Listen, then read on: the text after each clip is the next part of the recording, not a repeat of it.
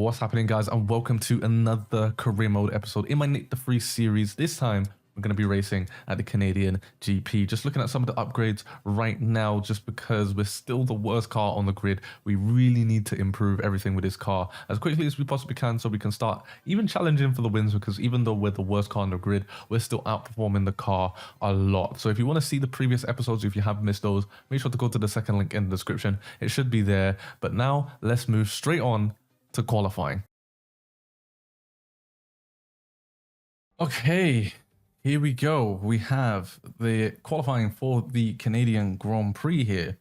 Practice was pretty good, and the race, it looks like it's going to be raining towards the end of the race, but it doesn't look like it's going to be raining enough to warrant us changing tires. So we're going to go with a dry setup here and just go with a full race strategy with a dry in mind. Let's see what we can do in qualifying, and hopefully we can actually, get a high position here. Okay, so straight away, Mick is doing 10.2s. Now, I am using the new 2023 liveries, and they look really, really good on this car. So what I'll do is I'll leave a link in the description to the mod that you guys can download it. And shout out to the people who made this happen. So as we get into our first lap in qualifying now, first sector was probably the best sector in the lap, to be honest. We still made quite a little bit of mistakes, but we didn't make as big of mistakes there as we're about to do at the hairpin, going deep into the corner. I think I just locked up the tires a little bit. Maybe the track was just a little bit green. But as we cross the line for our banker lap, we do a 1 minute 10.6. Okay, you know what? Not too bad of a banker, considering I made quite a few mistakes there. I'll take that. And as we move on to the second lap now, going into the Wall of Champions, we're 6/10 up, so it's been a pretty decent lap. I was happy with it. But going into the Wall of Champions, we understeer into the first corner, and it ruins our lap, and I was a little bit disappointed by that. We lost quite a bit of time at that final chicane. There's definitely some time in that lap. We lost most of our time at the final chicane, so if we can nail that on our final lap, we should be able to get into the 9s. And I don't really know where that would put us, but maybe even the top 10, depending on what everyone else does. I expect to see some improvements, and right now I'm sitting in P14, so we're still punching above the car's weight as George Russell passes us. Oh, look at that new Mercedes. Pace is not looking amazing. Charles does a 9.2. I think we can still punch above the car's weight by far. So taking a look at the last and best lap of our qualifying session, braking just after the 100-meter board, taking all the curb that we can into turn 1, downshift into 3rd gear, and then upshift into 4th gear for turn 2, trying to get the traction down as quickly as we can. We're actually down on our time as we go towards turn 3, taking all the curb that we can without getting an invalidation, and we make up quite a bit of time here. However, we're pretty much matching our first sector time from the previous lap, taking all the curbs that we can through turns 5 and 6, I do believe, and then opening up DRS and blasting it down to the chicane under the bridge section here, just braking in between the 100 and the 50-meter board into 4th gear, trying to take all the curb that we can, short shift to 5th gear just to keep the car stable under traction. And we're heading down to the hairpin now as we brake at the 100 dead, down into 3rd gear, and just let the car roll through the corner. We do lose a little bit of time here as we go a little bit deep. We probably could have kept about half a tenth to a tenth if we had nailed that hairpin. However, we still have a lot of time to gain at the Wall of Champions chicane. So let's see what we can do here as we go to the final set of corners. Braking just after the 100-meter board, down into 5th gear, getting the car turned in beautifully. However, we do have a little bit of a moment on the exit there, but that doesn't matter. We're going to cross the line and do... Oh, okay, we do a 9.9. Where's that going to put us? P12. Not quite the top 10. But still good enough for the top 12. We can work from that. Okay, so yeah, the car is the slowest car on the grid, of course, but we're still punching heavily above our weight here. We've got Lewis Hamilton and George Russell, P4 and P6 respectively. Pretty good from them.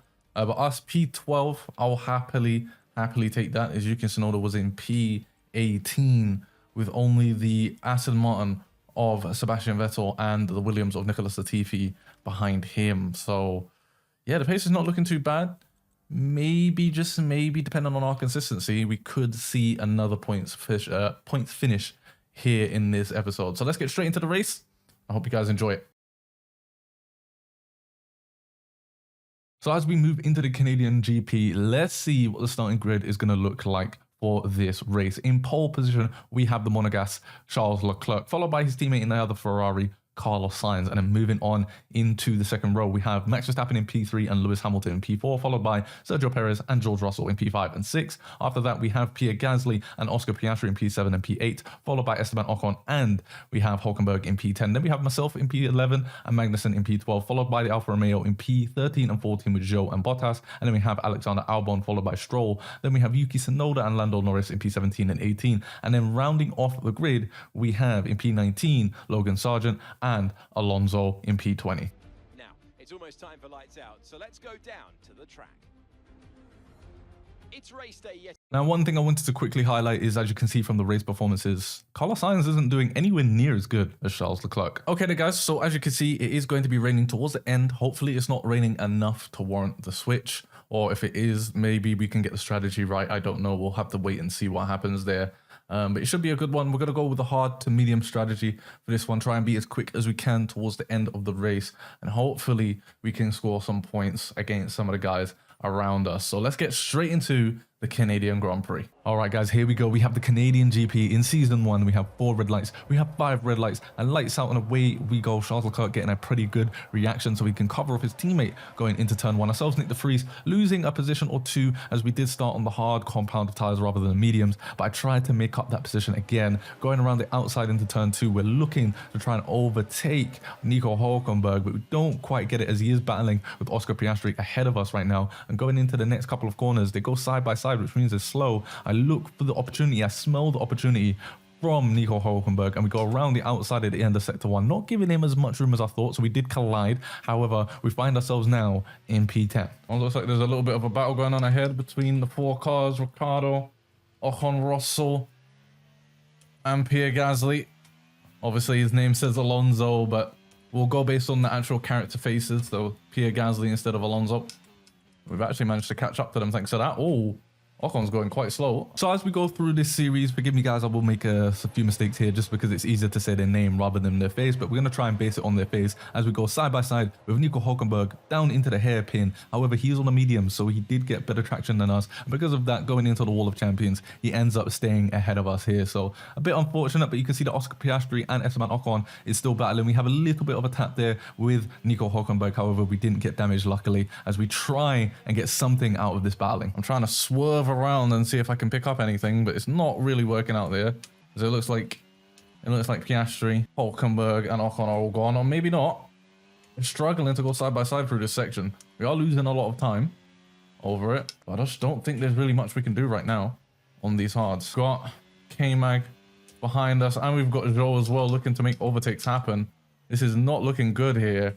Not sure how any of us have not got damage. The testament to the driver's skill to not have damage in this situation. This is incredible racing. So as we flash forward now 2 laps, most of the grid have started spreading a little bit, including the little group that we were battling with a couple of laps ago. We're trying to keep up now with Nico Hülkenberg. However, his teammate K-Mag is becoming more of a threat with each lap.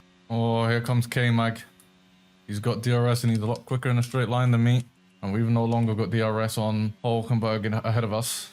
So it's not looking good right now, but hopefully these tires can start firing up soon. We're on lap 7, so they should start producing quicker lap times very soon. However, those lap times just simply weren't coming to us. As you can see, Nico Hülkenberg has now gapped us by 3.5 seconds, and we're just losing time constantly throughout these laps. So it's not looking good, especially when we have his teammate breathing down our necks. However, later on in the lap, things take a pretty crazy twist. He might just get past us here. There he goes. Oh, whoa, whoa, whoa. Which way is he going? Oh, there's a yellow flag going on. We have to go side by side. Oh my god, what's happened? Oh my god! K-Mag has just crashed into Hülkenberg and he's out of the Grand Prix.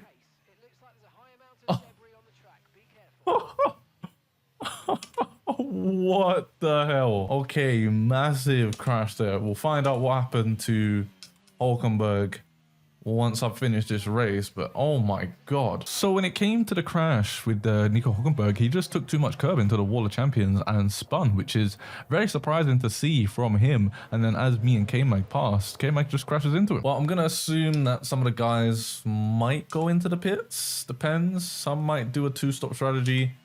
The guys who are on softs, if they haven't pitted right now, well, before, they're definitely going to right now. Well, moving past that now, we find ourselves at the end of the safety car, and Perez and the guys ahead catch me off guard pretty well, actually. I wasn't expecting them to go that quickly. Luckily for us, Hamilton also got caught off guard, so that means we didn't have to go into turn 1 battling with him. Do look for a little bit of an opportunity there, but again, it's Perez. He's in a Red Bull.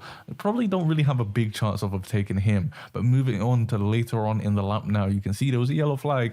Don't know really what happened, but Nico Hulkenberg is now out of this Grand Prix, as Haas have now a double DNF. So very disappointing for them. And then as you can see, Lewis Hamilton overtakes us into the wall of champions. These guys are on fresh hards, whereas I'm now on 14 lap hards as we move on to lap 19, and I decide to head into the pits. There we go. Hopefully we can have a nice stop with the guys.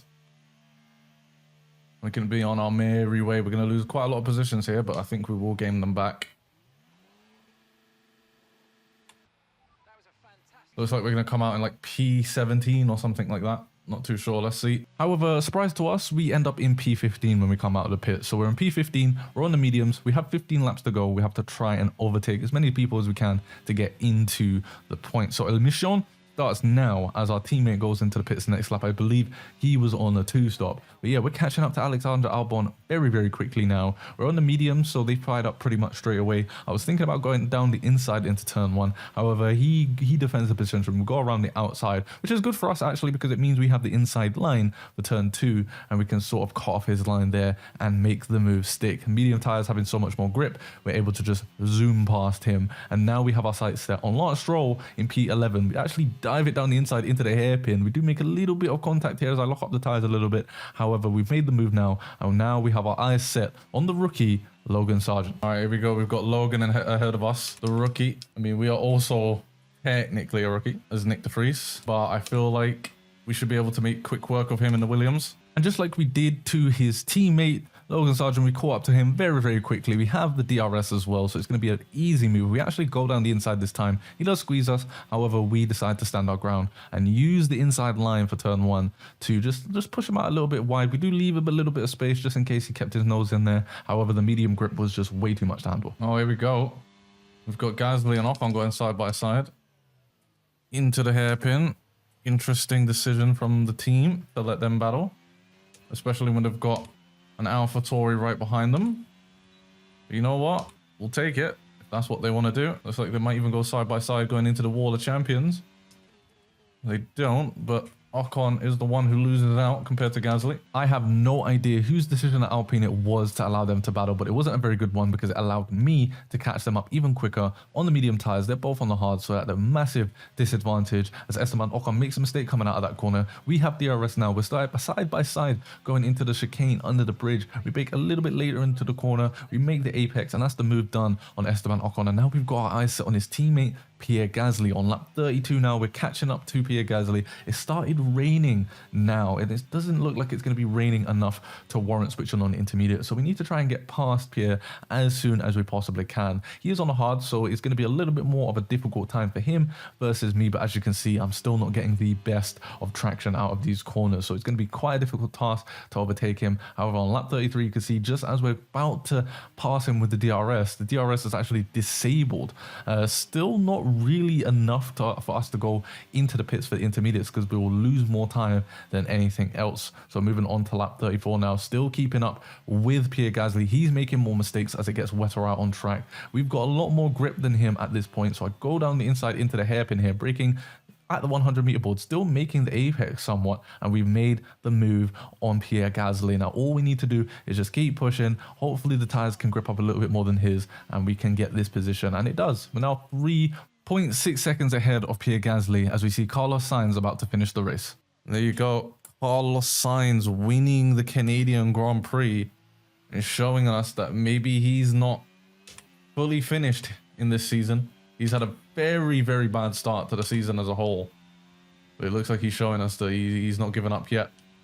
Charles Leclerc having a pretty bad race from his high standards. But ourselves, you know what? We started in, I think we qualified in P12, started in P11. Gonna finish P8. I'll take that.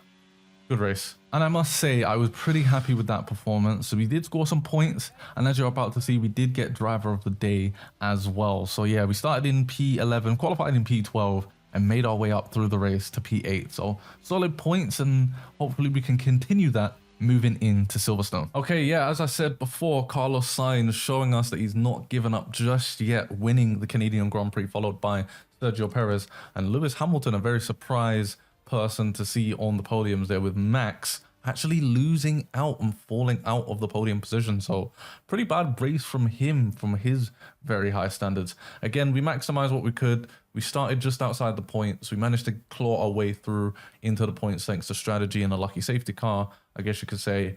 But yeah, you can see Yuki Tsunoda only made up a single position for P16. Still no points from him, and we did have 2 DNFs being from both of the Haas guys. So yeah, not a good day for the Haas boys. They're going to be pretty disappointed by that. But if we check the standings now, I am still in P4 in the championship, only 4 points now ahead of George Russell. As you can see, Yuki Tsunoda still not scoring any points, Zhou Guanyu being the final point scorer in the championship. And if we take a look at the constructors, no points changes here, no position changes, I should say. AlphaTauri still in P4 with all 80 points coming from Nick de Vries. We do have Alpine slowly clawing their way up towards us. So we do need to try and get Yuki to try and score some points. Even if there's some DNFs, some lucky safety cars, he needs to help out the team. Aston Martin and Williams, still the only people without points. Well, there you have it, guys. That was the Canadian Grand Prix for our first season as Nick de Vries. Make sure to smash the like button if you're still watching at this point and you haven't already. And I'll catch you guys in my next video.